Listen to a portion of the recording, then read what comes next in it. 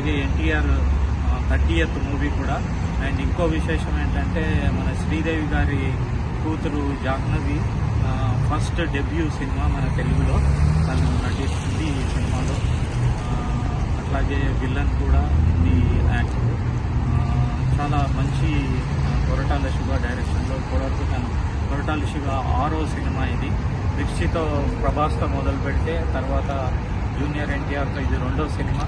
అట్లాగే మహేష్ బాబుతో 2 సినిమాలు చేశారు. తర్వాత లాస్ట్ సినిమా వచ్చేసి ఆయన్ని ఆచార్య చేశారు 22లో. మళ్ళీ ఇది కొరటాల గారి డైరెక్షన్లో. చాలా ఎక్స్పెక్టేషన్స్ ఉన్నాయి, ఎస్పెషల్లీ జూనియర్ ఎన్టీఆర్ గారికి మంచి సినిమా అవ్వాలని చెప్పేసి.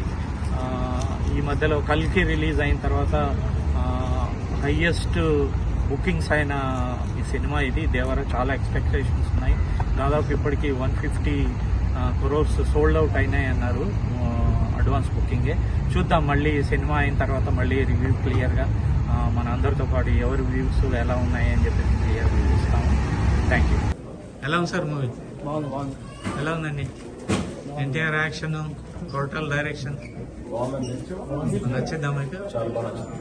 చేశాడు బాగా చేశాడు. స్టోరీ నచ్చిందా? బాగా నచ్చింది. మంచిగా సరిపోయింది. ఎలా ఉందండి మూవీ? ఎలా ఉంది సార్ మూవీ?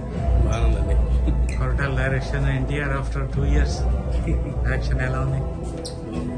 ఎలా ఉంది సార్? బాగుంది. ఎలా ఉంది మూవీ? ఎలా ఉందండి? ఎలా ఉందండి మూవీ? కొరటాల డైరెక్షన్ కానీ జూనియర్ ఎన్టీఆర్ ఎలా ఉంది సార్ మూవీ? నచ్చిందా? ఎలా ఉంది సార్ మూవీ?